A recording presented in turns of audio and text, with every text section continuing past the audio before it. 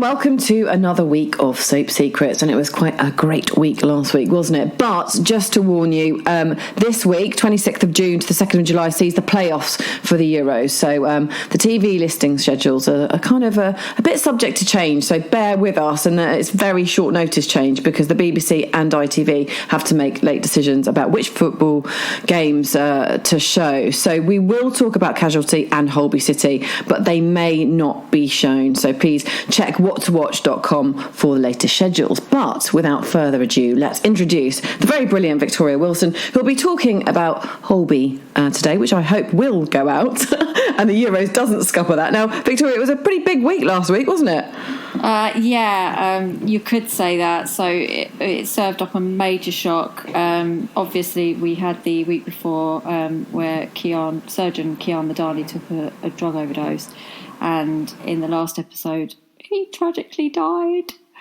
It's a bit of a shock because it happens right sort of within the sort of first 10 minutes of the episode. They after Fletch sort of finding him. He sort of rushed in and Kian's friends and colleagues all sort of battled to save him, but it wasn't enough. It was a real shock, but in a way, I don't know what you're thinking, but the Kian storyline had gone on and on, hadn't it, really, for some time, and you kind of wondered how the producers, the story writers, script writers would actually what was the journey? Where would it end? And I wonder whether this was, how that, well, clearly is how they decided, but where you'd go if they hadn't have done this. Yeah, the storyline would be, he gets clean and it's all, sweetness and light, but life isn't like that. And he was spiralling deeper and deeper out of control. We'd seen spells of him really sort of succumbing to his addiction, so this wasn't a surprise, really. The saddest thing is obviously losing the great Ramin from the show. He's so excellent. He is just a superstar.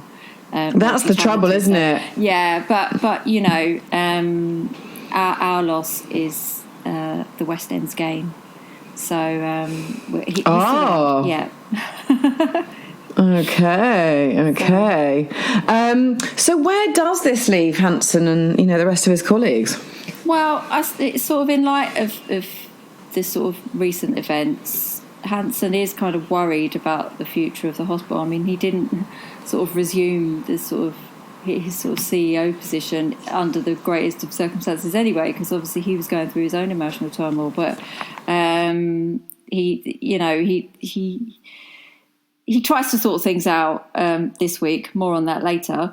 And I guess it goes without saying that also this news has hit mental health nurse Lucky, really quite hard. She'd grown quite attached to Kian. He'd become a good friend, and she kind of hoped he'd be a bit more, but that obviously never materialised. So this week she's kind of clearly struggling emotionally, but sort of ever the professional, she kind of throws herself into her work, and she ends up going above and beyond for a young couple on Darwin who they receive a absolutely devastating diagnosis. Basically, the woman has cancer, but she doesn't want to tell her partner. Lucky, however, thinks he should know, so she basically takes it upon herself to tell him herself. This doesn't go down well with Chloe at all. She's confronted for sort of breaking protocol. When Chloe does that, though, basically an emotional Lucky just has this complete meltdown on the ward. It's compounded when it's revealed and kind of exposed that she had been managing Kian's addiction, or microdosing as it's known, before he died. She's clearly grieving for Kian. She's backed into a corner, and she seems to then have everyone at her: Chloe, Max, Fletch, Jenny, and there's a sort of a big scene where she just lashes out on the ward about how everyone let Kian down, basically. So you're sort of left wondering, is Holby's mental health nurse going to have to maybe take some time away from the hospital to sort her own head out?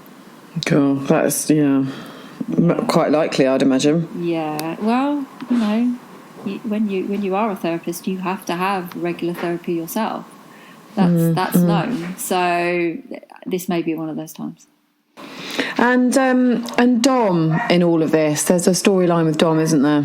Yeah, I mean, he's had quite a eventful few weeks or months, I guess, himself.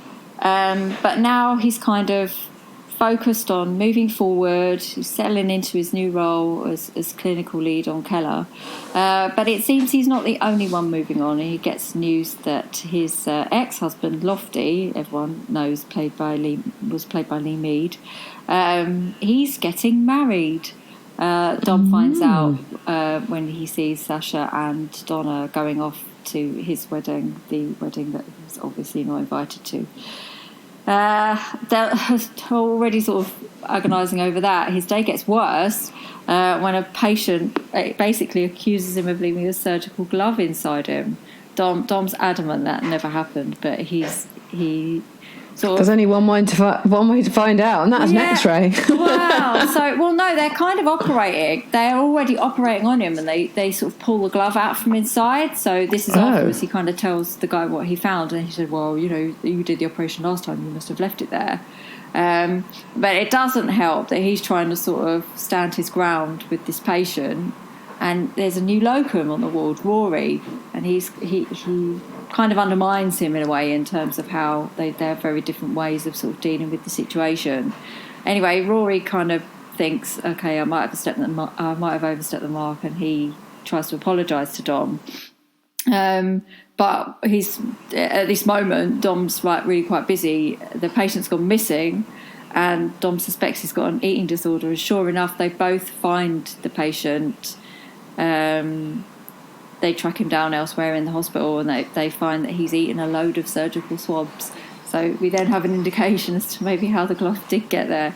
I was going to say, because if you'd left a surgical glove inside for a while, I'd imagine it would have gone septic or some nastiness.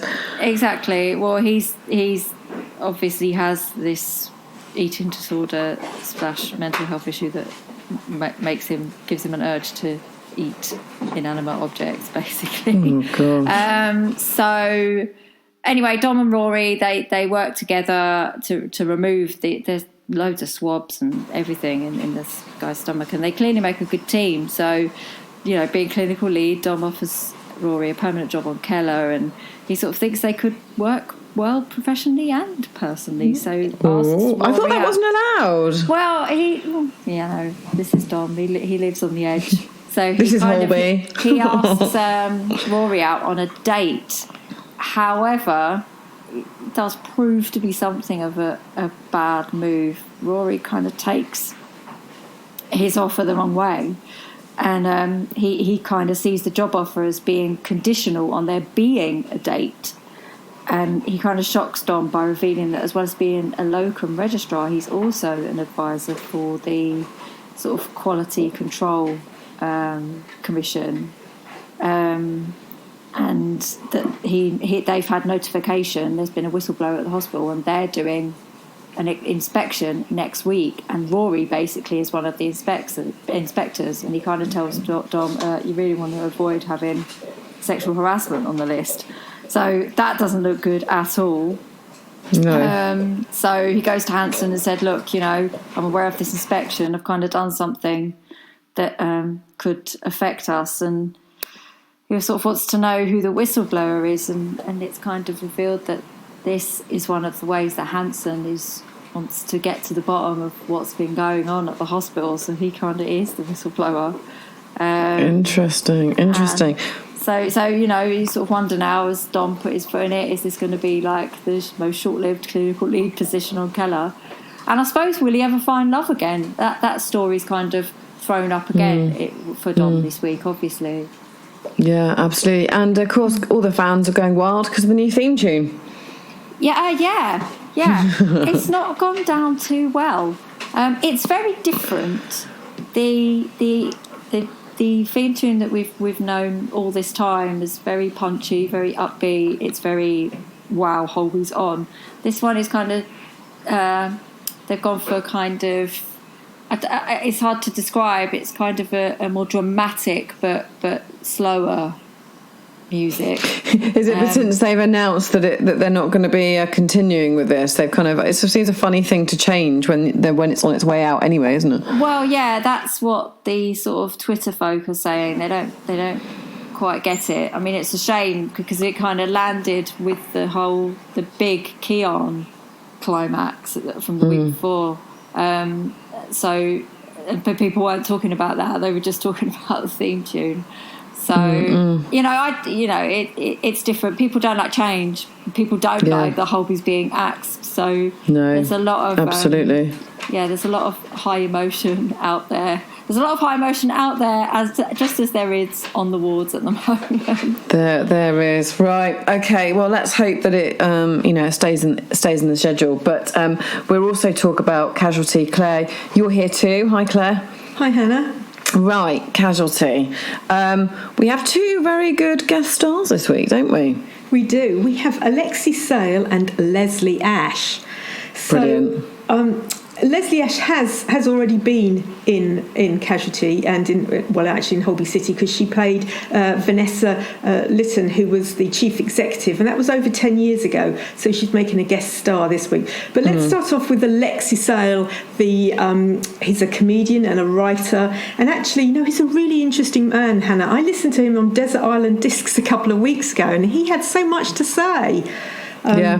He is. He's from Liverpool. He's just brilliant. And he plays Lev's Russian dad. And you know what? When I saw them together, they did look a bit like father and son. It's kind of a really good bit of casting. Uncanny. It did. It was. So this week we do have a bit of a Lev storyline. He meets up with the homophobic thug Sam, who he hit and who is taking him to court. And he offers Sam money to drop the charges. I'm not sure that that's a really wise decision.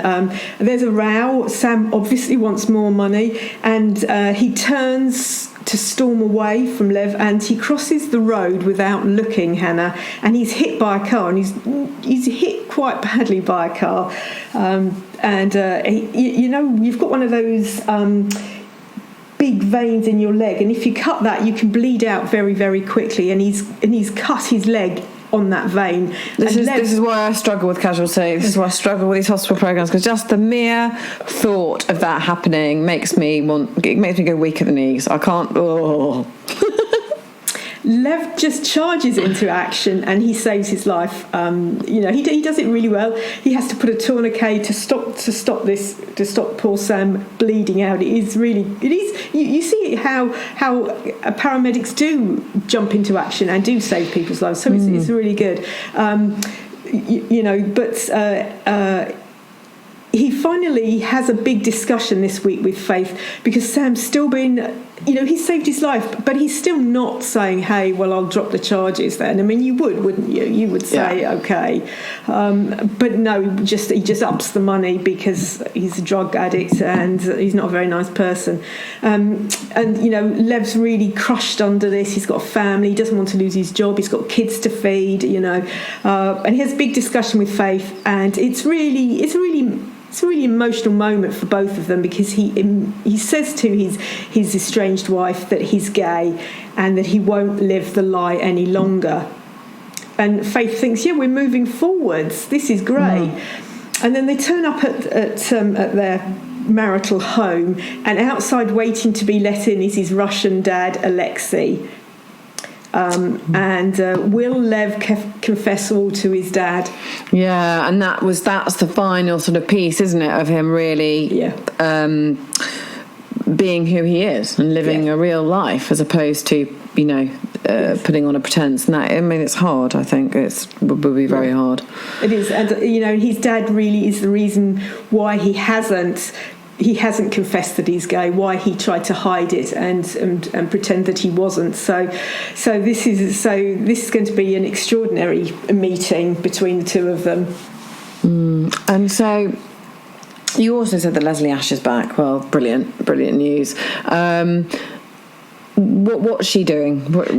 She's back in the same character, I assume. She's back as the same character, yes, as Vanessa, but she comes in as a patient, so she's not back working in Holby, in the hospital Holby. She's back as a patient. She comes in, she's hurt her arm. She says she fell down the stairs, and she comes in with her partner, who is played by Bill Ward. Now, Bill Ward, this is a very interesting piece of casting because Bill Ward is best known as wife beater Charlie Stubbs from Coronation Street from about 15, 20 years ago. So this is a really good bit of casting. And Vanessa has injuries that seem to suggest she is being beaten by her partner. But is she? So you're always going to jump to conclusions because you've seen him do this elsewhere. Yes. Okay. And we see Rash and Tina trying to sort things out, but there's a side to Tina that we see that's quite manipulative, isn't there? Yes, we do. So when she tries to get Vanessa to admit that maybe she's in an abusive relationship, Tina just comes up with this story. She just acts it out how she was in an abusive relationship and how it wasn't going to change, and you quite believe her. And then Rash says, "Oh, I'm so sorry. I didn't realise you had that kind of relationship." And she went, "Oh, I didn't. That was just made up." And you just kind of think, "Oh, it's a bit weird." And then she also has another patient who she looks up on social media, and she says, "Oh, I think she's allergic to this," and so she's prying quite deeply. She's being a bit manipulative. Is she the Tina we know and love, or is this a different side to her? Yes, I think it might be a different side. Oh, what a week. Another week. So plenty of soaps for you all if you don't fancy the Euros, or if you're in my house, a little choice, I'm afraid. But thank you very much for listening, and we will be back next week. Until then, stay safe and enjoy.